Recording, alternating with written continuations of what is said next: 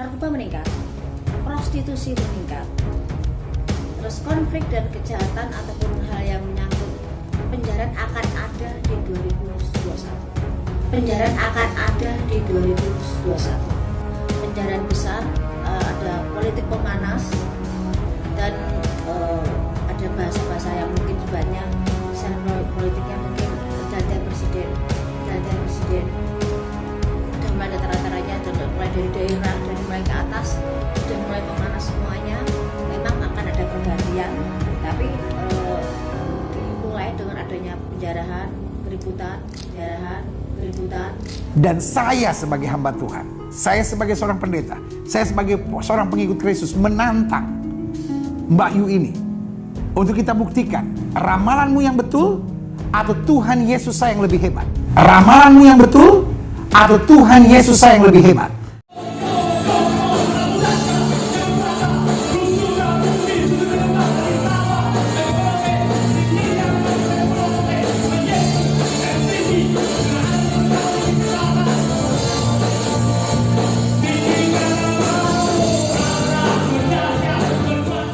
Selamat berjumpa kembali bersama saya, Rudi Haryanto, founder One Indonesia 1, Kerygma Ministries, dan WhatsApp Group ID News. Saat ini, sebagian besar para penonton mungkin telah mengetahui Mbak Yu, sang peramal kejawen yang saat ini menjadi viral karena sejumlah ramalan beliau benar-benar terjadi. Di antaranya, peristiwa jatuhnya pesawat Sriwijaya Air SJ182. Meski demikian, ada salah satu ramalan beliau yang menjadi kontroversial, di mana beliau saat itu meramalkan akan terjadinya kerusuhan besar, penjarahan, bahkan pergantian presiden dalam tahun ini. Untuk info selengkapnya, mari kita saksikan video berikut ini. Narkoba meningkat, prostitusi meningkat, terus konflik dan kejahatan ataupun hal yang menyangkut penjarahan akan ada di 2021. Penjarahan akan ada di 2021. Penjarahan besar, ada politik pemanas dan ada bahasa-bahasa yang mungkin banyak, secara politiknya mungkin pergantian presiden. Sudah mulai rata-ratanya, mulai dari daerah, dari mulai ke atas, sudah mulai memanas semuanya. Memang akan ada pergantian, tapi dimulai dengan adanya penjarahan, keributan. Ramalan Mbak Yu yang kontroversial tersebut mendapat tanggapan dari berbagai kalangan, termasuk kalangan kekristenan, di mana pendeta Gilbert Lumoindong mengajukan tantangan kepada sang peramal kejawen tersebut, sebagaimana dapat kita saksikan dalam video berikut ini. Dan saya sebagai hamba Tuhan, saya sebagai seorang pendeta, saya sebagai seorang pengikut Kristus menantang Mbak Yu ini untuk kita buktikan ramalanmu yang betul atau Tuhan Yesus saya yang lebih hebat. Ramalanmu yang betul atau Tuhan Yesus saya yang lebih hebat. Tantangan pendeta Gilbert Lumoindong tersebut mendapat tanggapan dari kalangan kekristenan, di mana sebagian besar orang-orang Kristen mendukung tantangan tersebut. Namun ada juga yang menanggapi tantangan pendeta Gilbert Lumoindong tersebut dengan menyebutkan bahwa tantangan pendeta Gilbert Lumoindong kepada Mbak Yu tidak pada tempatnya. Dan untuk info selengkapnya, mari kita saksikan video berikut ini. Katakanlah itu dari setan. Tapi kalau itu dari setan, lalu Pak Gilbert membuat sebuah tantangan, ramalanmu yang benar atau Tuhanku yang benar. Kalau menurut saya tidak pada tempatnya kita mengadu ya atau mengkonfrontasikan kehebatan Tuhan kita dengan tergenapinya ramalan dari setan atau tidak. Kalau menurut saya tidak pada tempatnya kita mengadu ya atau mengkonfrontasikan kehebatan Tuhan kita dengan tergenapinya ramalan dari setan atau tidak. Dalam video ini kita akan membahas tantangan Pendeta Gilbert Lumoindong kepada Mbak Yu tersebut, dari segi kekristenan, di mana ada sejumlah pertanyaan yang timbul. Di antaranya, apakah ramalan dan nubuatan sama maknanya? Apakah ramalan yang dari Tuhan pasti terjadi? Dan ramalan yang bukan dari Tuhan atau bahkan dari setan pasti tidak akan terjadi? Apakah ramalan yang baik-baik itu selalu dari Tuhan dan ramalan yang buruk-buruk selalu dari setan? Untuk mempersingkat waktu, mari kita membahas sekaligus menjawab pertanyaan-pertanyaan tersebut.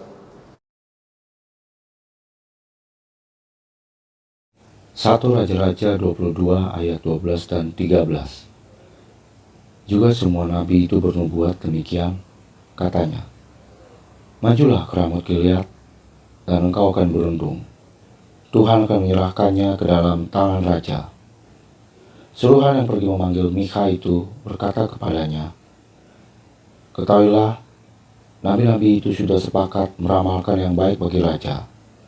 Hendaklah engkau juga berbicara seperti salah seorang daripada mereka dan meramalkan yang baik.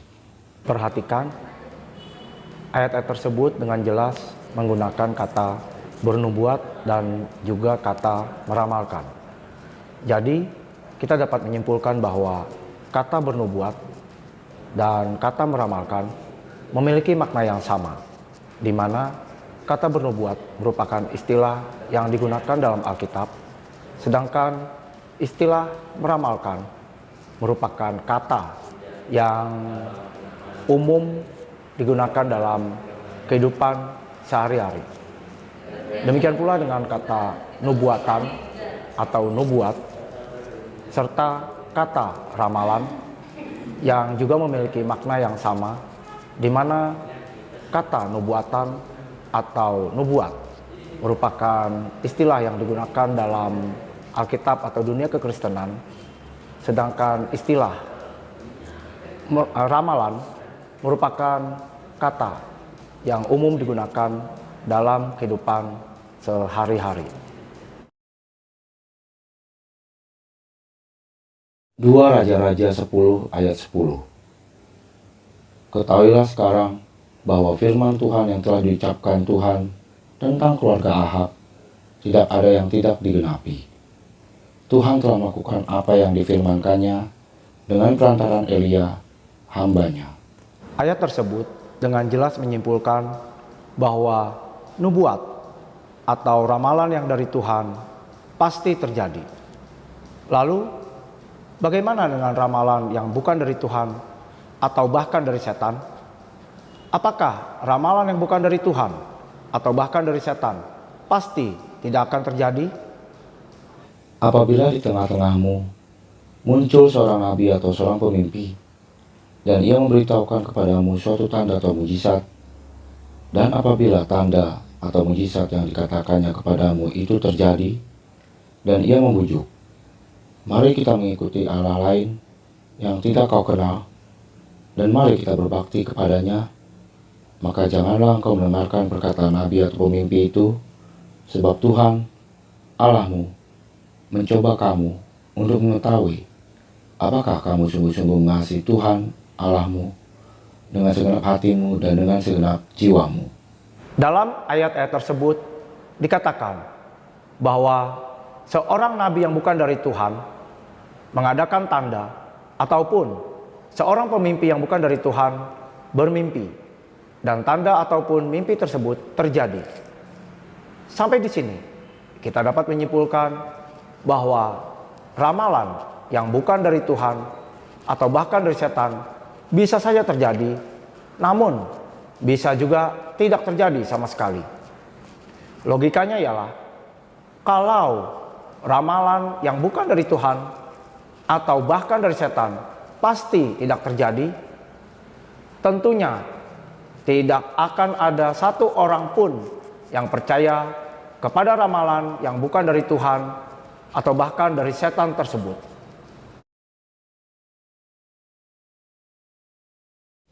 1 Raja-Raja 22 ayat 8 sampai dengan 23.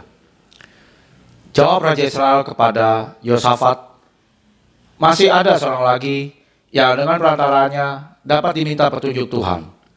Tetapi aku membenci dia, sebab tidak pernah ia menubuatkan yang baik tentang aku, melainkan malapetaka. Orang itu ialah Mika bin Yimlah. Kata Yosafat, janganlah raja berkata demikian. Kemudian Raja Israel memanggil seorang pegawai istana, katanya, jemputlah Mika bin Yimlah dengan segera. Sementara Raja Israel dan Yosafat, Raja Yehuda, duduk masing-masing di atas tahtanya dengan pakaian kebesaran di suatu tempat pengirikan di depan pintu gerbang Samaria. Sedang semua nabi itu bernubuat di depan mereka. Maka Zedekia bin Kenaana membuat tanduk-tanduk besi, lalu berkata, beginilah firman Tuhan, dengan ini engkau akan menanduk Aram sampai engkau menghabiskan mereka.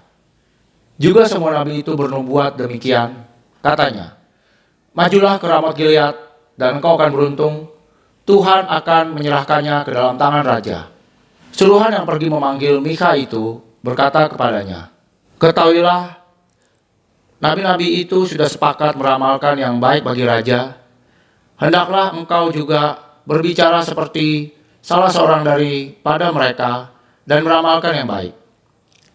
Tetapi Mika menjawab, demi Tuhan yang hidup, sesungguhnya apa yang akan difirmankan Tuhan kepadaku, itulah yang akan kukatakan. Setelah ia sampai kepada raja, bertanyalah raja kepadanya, Mika, apakah kami boleh pergi berperang melawan Ramot Gilead, atau kami membatalkannya? Jawabnya kepadanya, majulah dan engkau akan menang, sebab Tuhan akan menyerahkannya ke dalam tangan raja. Tetapi raja berkata kepadanya, sampai berapa kali aku menyuruh engkau bersumpah, supaya engkau mengatakan kepadaku tidak lain dari kebenaran demi nama Tuhan? Lalu jawabnya, telah kulihat seluruh Israel bercerai-berai di gunung-gunung seperti domba-domba yang tidak mempunyai gembala. Sebab itu Tuhan berfirman, mereka ini tidak punya tuan, baliklah masing-masing pulang ke rumahnya dengan selamat. Kemudian Raja Israel berkata kepada Yosafat, bukankah telah kukatakan kepadamu, tidak pernah ia menubuatkan yang baik tentang aku, melainkan hanya malapetaka. Kata Mika, sebab itu dengarkanlah firman Tuhan, aku telah melihat Tuhan sedang duduk di atas tahtanya, dan segenap tentara sorga berdiri di dekatnya, di sebelah kanannya dan di sebelah kirinya. Dan Tuhan berfirman, siapakah yang akan membujuk Ahab untuk maju berperang, supaya ia tewas di Ramot Gilead? Maka yang seorang berkata begini, yang lain berkata begitu.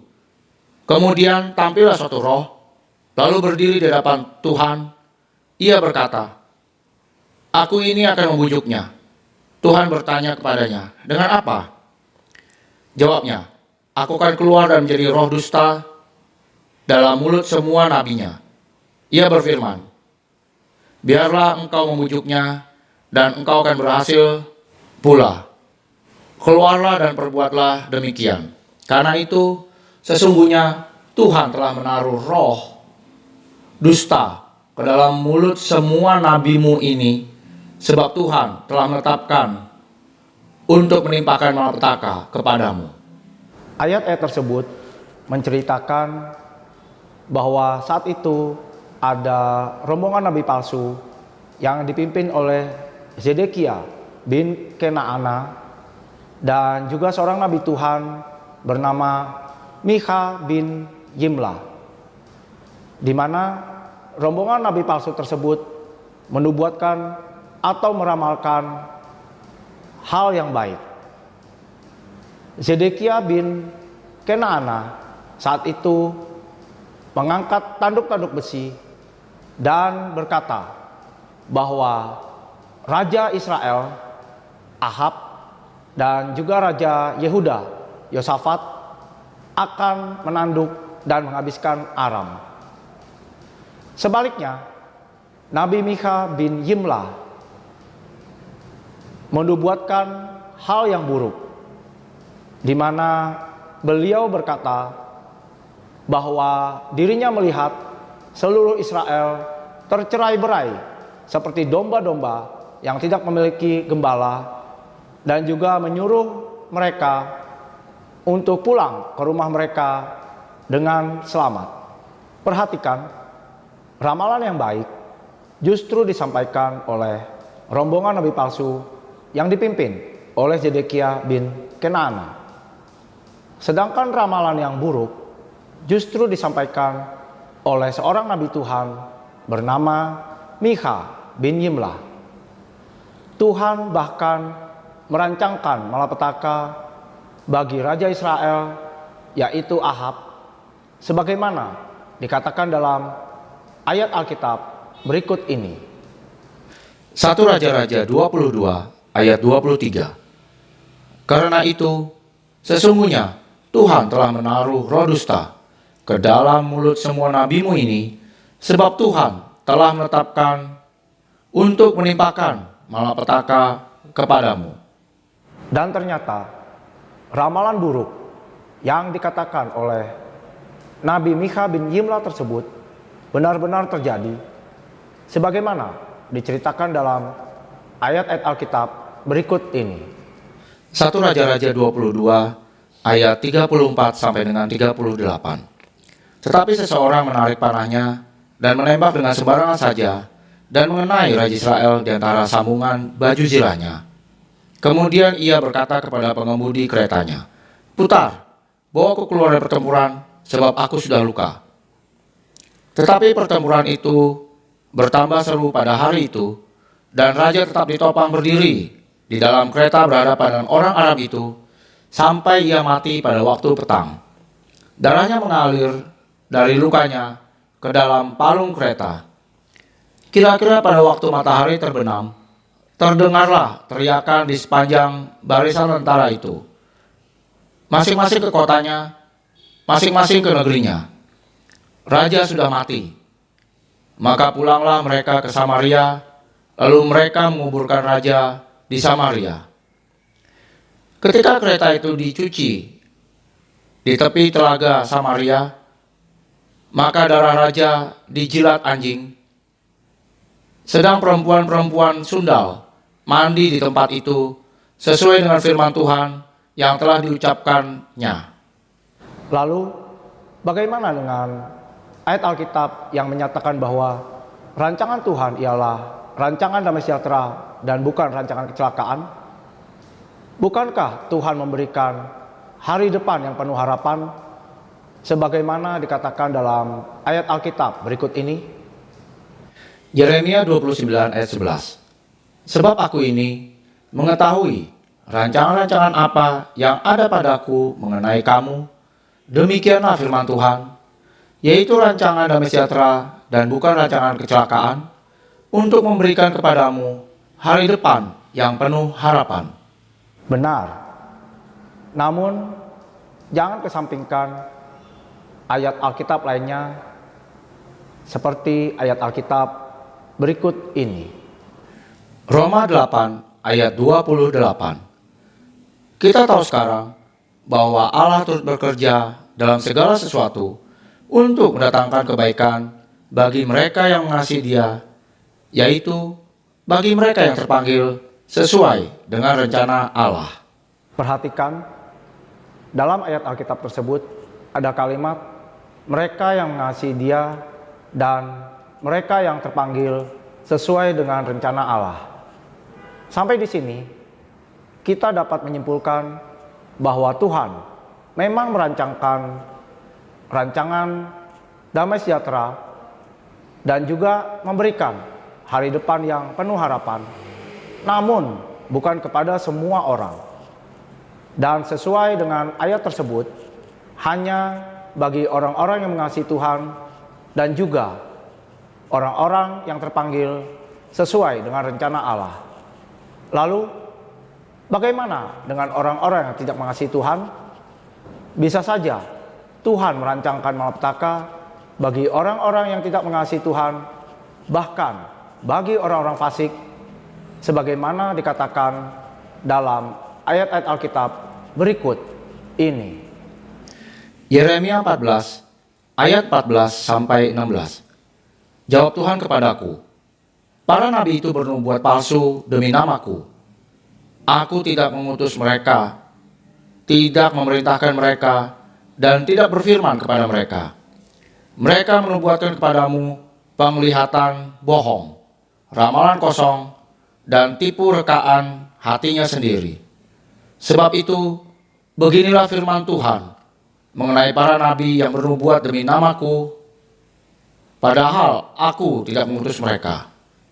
Dan yang berkata, perang dan kelaparan tidak akan menimpa negeri ini. Para nabi itu sendiri akan habis mati oleh perang dan kelaparan. Dan bangsa yang kepadanya mereka bernubuat akan tercampak mati di jalan-jalan Yerusalem disebabkan oleh kelaparan dan perang, dan tidak ada orang yang akan menguburkan mereka. Mereka sendiri, istri-istri mereka, anak-anak mereka yang laki-laki dan yang perempuan. Demikianlah akan kutumpahkan kejahatan mereka ke atas mereka. Yeremia 21 ayat 10. Sebab aku telah menentang kota ini untuk mendatangkan kecelakaan dan bukan untuk mendatangkan keberuntungannya. Demikianlah firman Tuhan. Kota ini akan diserahkan ke dalam tangan Raja Babel yang akan membakarnya habis dengan api. Yeremia 44 ayat 27. Sesungguhnya aku berjaga-jaga untuk kecelakaan mereka dan bukan untuk kebahagiaan mereka. Setiap orang Yehuda yang ada di tanah Mesir akan dihabiskan oleh pedang dan oleh kelaparan sampai mereka punah sama sekali. Amos 3 ayat 6. Adakah sangkakala ditiup di suatu kota dan orang-orang tidak gemetar? Adakah terjadi malapetaka di suatu kota dan Tuhan tidak melakukannya? Lalu pada saat Tuhan mendatangkan malapetaka bagi orang-orang fasik, apakah orang-orang percaya juga akan mengalami dampaknya? Ya, orang-orang percaya mengalami dampaknya, namun ujung-ujungnya mendatangkan kebaikan bagi orang-orang yang mengasihi Tuhan. Tuhan bahkan menciptakan hari baik dan hari buruk, sebagaimana dikatakan dalam ayat-ayat Alkitab berikut ini. Ratapan 3 ayat 37 dan 38. Siapa berfirman, maka semuanya jadi? Bukankah Tuhan yang memerintahkannya? Bukankah dari mulut yang maha tinggi keluar apa yang buruk dan apa yang baik? Pengkhotbah 7 ayat 14. Pada hari mujur bergembiralah, tetapi pada hari malang ingatlah bahwa hari malang ini pun dijadikan Allah seperti juga hari mujur, supaya manusia tidak dapat menemukan sesuatu mengenai masa depannya. Apabila di tengah-tengahmu muncul seorang nabi atau seorang pemimpi, dan ia memberitahukan kepadamu suatu tanda atau mujizat, dan apabila tanda atau mujizat yang dikatakannya kepadamu itu terjadi, dan ia membujuk, mari kita mengikuti Allah lain yang tidak kau kenal, dan mari kita berbakti kepadanya, maka janganlah engkau mendengarkan perkataan nabi atau pemimpi itu, sebab Tuhan Allahmu mencoba kamu untuk mengetahui apakah kamu sungguh-sungguh mengasihi Tuhan Allahmu dengan segenap hatimu dan dengan segenap jiwamu. Ayat-ayat Alkitab tersebut menyatakan dengan jelas bahwa sebuah tanda ataupun sebuah mimpi dapat terjadi karena ada maksud Tuhan di balik semuanya itu. Bahkan ayat Alkitab berikut ini dengan jelas menyatakan bahwa segala sesuatu ada di dalam kendali Bapa di sorga. Matius 10 ayat 29. Bukankah burung pipit dijual 2 ekor seduit? Namun seekor pun daripadanya tidak akan jatuh ke bumi di luar kehendak Bapamu. Roma 13 ayat 1. Tiap-tiap orang harus takluk kepada pemerintah yang di atasnya, sebab tidak ada pemerintah yang tidak berasal dari Allah, dan pemerintah-pemerintah yang ada ditetapkan oleh Allah. Sebagian para penonton video ini mungkin masih ada yang ingat dengan peristiwa kerusuhan Mei 1998. Pertanyaan berikutnya ialah, jika Tuhan tidak mengizinkan, apakah peristiwa tersebut dapat terjadi? Tidak. Namun kenyataannya, peristiwa kerusuhan Mei 1998 terjadi karena Tuhan mengizinkan peristiwa itu terjadi. Kembali ke Ulangan 13 ayat 1-3. Jika Tuhan tidak mengizinkan, apakah nabi palsu tersebut dapat mengadakan tanda? Apakah mimpi yang dimimpikan pemimpi tersebut dapat terjadi jika Tuhan tidak kehendaki? Sampai di sini kita dapat menyimpulkan bahwa ramalan yang bukan dari Tuhan atau bahkan dari setan dapat terjadi atas seizin Tuhan. Masalahnya ialah saat seseorang yang bukan orang percaya menyampaikan sebuah ramalan, lalu saya mengajukan sebuah tantangan.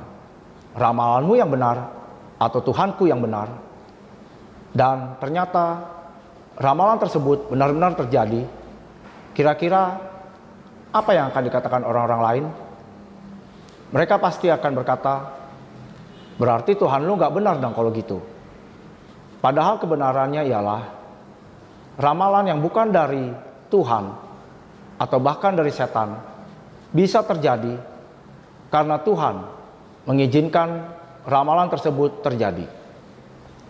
Jadi, tantangan Pendeta Gilbert Lumoindong kepada Mbak Yu tersebut tidak pada tempatnya, karena ada kemungkinan ramalan yang bukan dari Tuhan atau bahkan dari setan bisa terjadi atas seizin Tuhan dalam kedaulatannya dan rencananya sendiri. Saya lebih suka menyampaikan pernyataan ini. Ramalan Mbak Yu terjadi atau tidak terjadi sama sekali, Tuhanku tetap benar. Karena jika ramalan Mbak Yu tidak terjadi, Tuhanku benar. Dan jikalau ramalan Mbak Yu benar-benar terjadi, Tuhanku tetap benar. Karena jika Tuhan tidak menghendaki atau izinkan, ramalan Mbak Yu tidak akan terjadi. Camkan kebenaran ini. Kebenaran Tuhan tidaklah tergantung dari tergenapi atau tidak tergenapinya ramalan yang bukan dari Tuhan atau bahkan dari setan.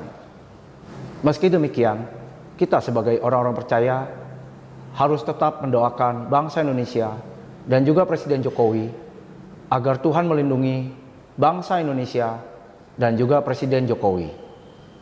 Mari kita sebagai orang-orang percaya berdoa dan memohon belas kasihan Tuhan agar Tuhan dalam kedaulatan kuasanya sendiri membatalkan ramalan Mbak Yu terkait kerusuhan besar dan juga penjarahan yang terjadi di Indonesia, bahkan pergantian presiden di tahun 2021. Jangan lupa like, komen, and share video ini, dan jangan lupa subscribe YouTube channel One Indonesia 1 agar kami dapat berbagi info-info berguna lainnya dalam YouTube channel One Indonesia 1 ini. Sampai jumpa dalam video-video berikutnya. Tuhan Yesus memberkati kita sekalian.